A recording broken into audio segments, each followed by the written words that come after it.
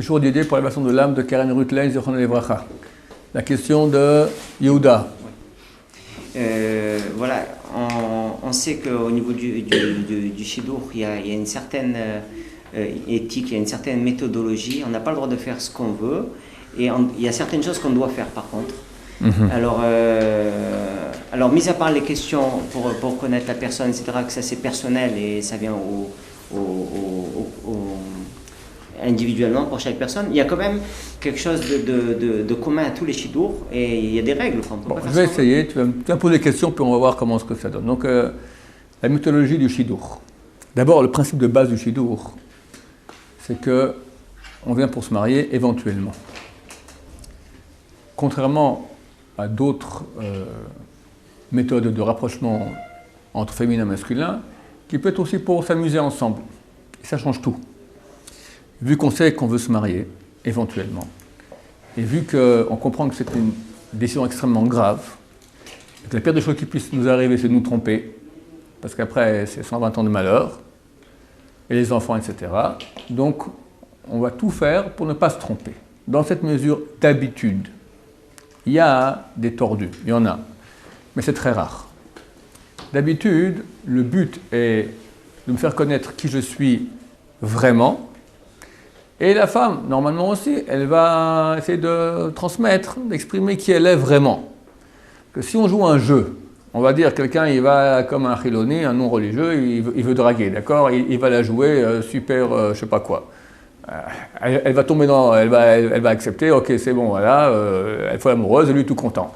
Ouais, alors mon cher ami, tu te maries avec elle, mais c'est pas qui qu'il fallait, c'est pas toi, tu lui as pas dit ce que tu étais. Alors combien de temps tu joues la comédie? 1 mois, 2 mois, 1 an, 2 ans, 3 ans, à la fin, patatras.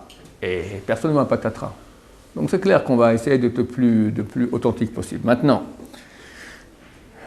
évidemment, les deux côtés vont essayer de faire montrer le côté le plus positif de leur personne et pas le côté négatif. Alors il ne faut pas être menteur et dire le type est super coléreux, non moi je suis super calme, jamais je me mets en colère, ça c'est mentir.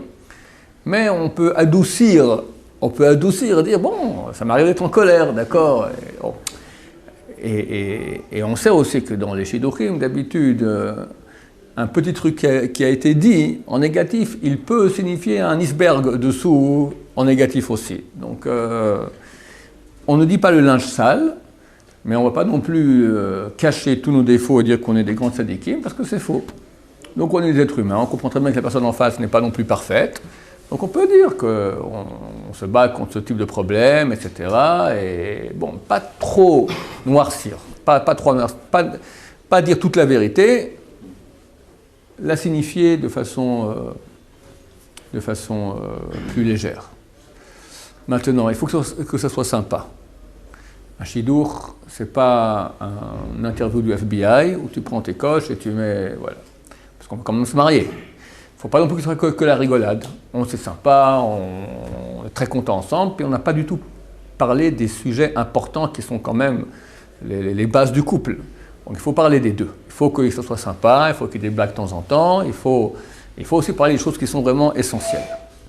D'habitude, la première rencontre, c'est plus cool. Après, on commence à rentrer plus dans l'essentiel, en gardant toujours aussi une bonne humeur, parce que si ça devient trop lourd, ça devient insupportable. Absolument interdit, jusqu'au moment où on fait la demande, d'exprimer des sentiments. Ça, c'est absolument pas.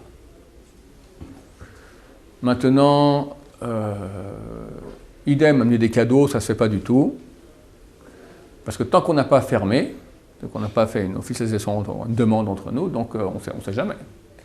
Et jusqu'au dernier moment, tout est possible, il faut savoir. Ça arrive souvent, j'ai une fille, il a fait 5 rencontres, au bout de la 5e, ou c'est la 4e rencontre, ils ont dit, ok, nous on est prêts à fermer, qu'est-ce qui se passe? Et ma fille voulait absolument, enfin, elle n'était pas du tout le truc, pour finir, elle a dit non. Elle était un peu plus petit qu'elle, d'accord? Ils étaient hyper choqués. Mais on ne peut rien dire. Tant qu'on n'a pas de demande, tous les coups sont permis. Surtout après 5 rencontres, je veux dire, bon, personne ne vous a rien dit. Vous êtes déjà prêts, on n'est pas encore prêts. Il faut savoir cela, ça arrive. Et même après qu'il y a la demande, l'officialisation, etc., tant qu'on n'est pas marié, on n'est pas marié.